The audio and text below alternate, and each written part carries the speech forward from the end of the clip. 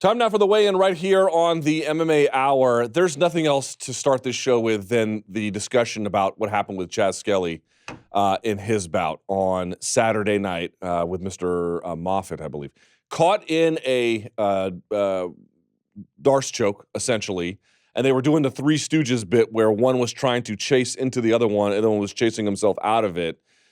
And Tim Mills, the referee, kind of tests the arm, pulls it apart.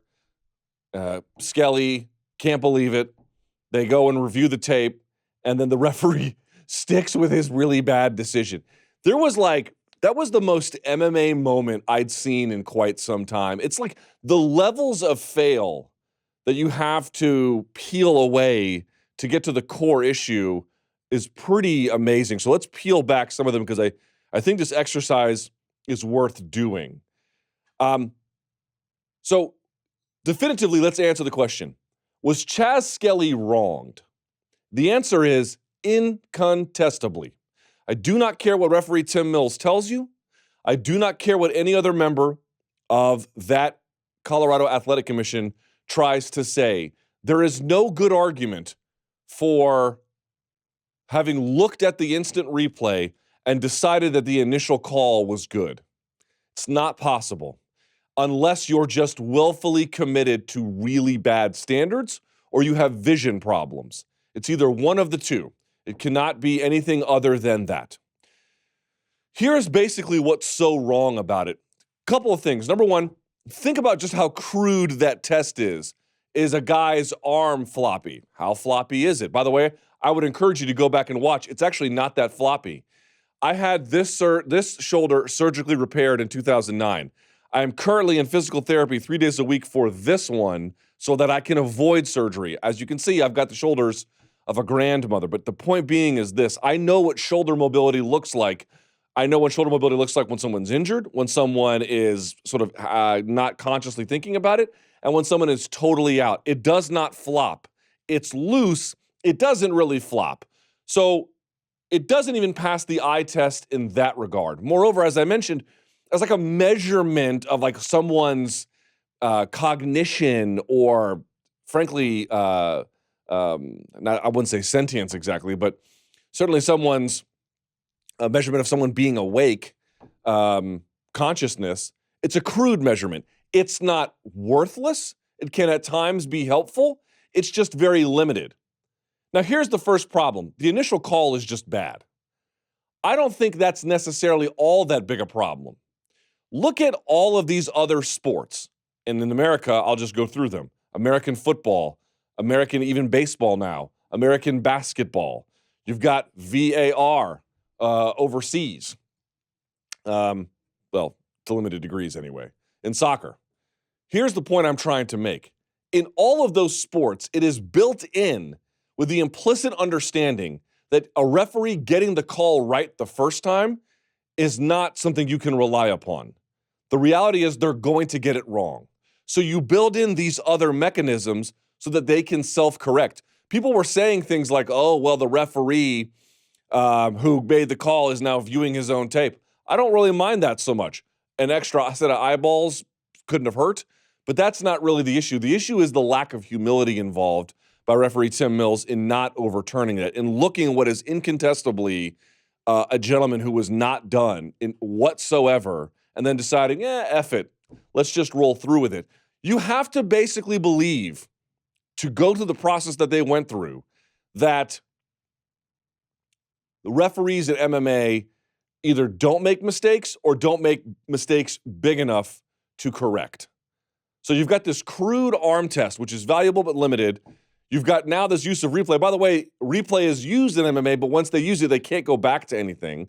Best case scenario, it would have just been, I guess, a no contest because you can't start the fight over, which is another whole host of problems in and of itself. And folks have said, well, it puts the referee in a bit of a tough position. Yeah, that's the position they signed up for. They signed up to be in the tough positions. That is what they asked.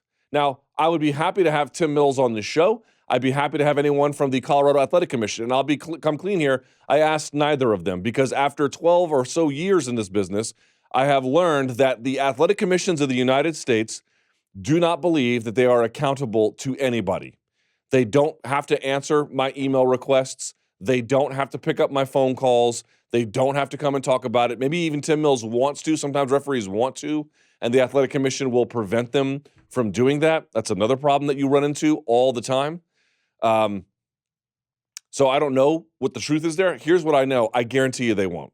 I guarantee you they won't. Standing invitation, they won't talk about it because they do not believe ultimately that they are accountable to the public in any kind of recognizable way. So you've got people who basically believe that MMA referees don't make errors or don't make errors worth editing. You've got already a bad call to begin with. You now have a commission. All the commissions are like this, by the way, with a slight exception in California. I do think Andy Foster tries to at least have some discussion about this. And in this particular case, you have a commission that just does not believe that they owe anybody an explanation, not merely now, but ever. You have a referee who, by the way, in Tim Mills, who just last May at an LFA show had a royally poor performance. Here he is back out again. We have no real understanding of what he's talking about. He apparently tells Chas Skelly it's an eye-fluttering issue, but there's really no mention of that. Then the commission goofs and calls it a TKO when it's not a TKO, which is yet another problem. So you've got all of these sort of different ways in which they have totally failed here. Like an arm can be limp-ish for a lot of different reasons in those scenarios. The choke was tight, but it wasn't complete. And a guy like Chas Skelly, who's never been submitted, you have to give a bit of a benefit of the doubt of. The arm test, by the way, Chas Skelly doesn't even really fail the arm test. As bad as that test is, he doesn't even fail it. He still calls him apart, then doubles down on the error with use of technology. Commission won't ever say anything about it because they don't have to. There's no law requiring them to. And all together, it ends up with one guy being screwed for no particular reason, pay cut in half, and here we go. And ultimately, did the commission lose? No. Did the referee lose? I guarantee you he keeps getting assignments. And maybe he should, but we don't really have the ability to have that conversation because they won't have it with you. Here is the biggest core problem. It's less about a referee made an error because instant replay can, in theory, fix that. It's less about the limits of instant replay, although there are some of those as well. It's less about the arm test. It's less about the mechanics of the choke. It's something at the core that I see in MMA all the time. All the freaking time. Which is everybody in a position of authority uses that authority as their sole argument to assert themselves. Right? No one in MMA ever wants to have a debate because very few people can actually defend their ideas here. It's just the reality of it. If someone really asked you, which ideas could you really defend that you believe? How many could you really argue for if someone was being a very difficult interlocutor with you? It'd be kind of hard. No one in MMA wants to do that. What they all want to do is they want to say, aha, I'm the referee, I have final say. I'm the promoter, I can do what I want. I'm the manager, I can say yes or no. Right? They just assert their status over something rather than grappling with the details of it, rather than making an argument. Nobody in MMA ever wants to make an argument because I think most of them can't. Nobody ever wants to do anything other than rest on the argument from authority. I have power, therefore, end of story. And we are left with collateral damage every which way. By the way, the media is guilty of this too. I'm the media, I know better. People do it all the time. No one ever wants to make an argument about it. Here's the argument. The argument is pretty clearly that the arm test involved is a limited test. Even with that limited test, Chas Skelly did not fail it. There are now competing narratives from that referee about why he stopped it altogether. The evidence is quite conclusive that that was a premature stoppage. The referee refused to recognize this quite obvious fact. I don't know about his full record because the commission won't make it really available. They won't tell us if they grade internally, and if they did, what kind of grades it would get. And they won't really answer to any of these problems because no commission ever wants to because they don't have to. Basically, with a couple exceptions here or there. I mentioned California before. I'll give New Jersey a pass as well because they've actually tried to work out some things with me in the past. That's about it. That's about it. Because this is a sport where people claim titles and they claim positions and then claim, I'm done. I don't ever have to make a case for something because my case is my title. And so we end up in positions like this. That was an absolutely egregious failure. That commission and that referee totally effed up. They absolutely, unequivocally took that from Chas Skelly. And maybe Moffitt was on his way to winning, but he hadn't won yet. He looked very, very good as a fighter. I take nothing from him other than he may have got right up to that finish line, but he didn't cross it, right? Everything about that was a fail.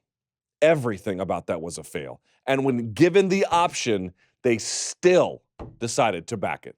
They still decided to double down and say, yeah, you know what? Who really is Chas Skelly? F him. We don't really owe anybody anything, do we? Right? It's the argument from authority everywhere you go in this sport. I don't ever want to have to argue for my ideas because at the end of the day, I just believe what I want to because it's good for me. And I don't ever want to have to make a case publicly because under scrutiny, it probably will fail. So let me just retreat onto my power enclave and just say, this is enough. I'm good here. Well, this is the problem with the sport.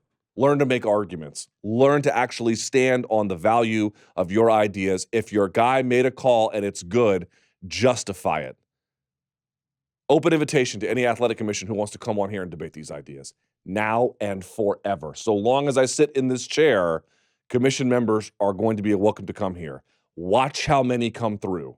Ready for this? It'll be 0 because not one of them has the guts to do it ever at any point for any reason.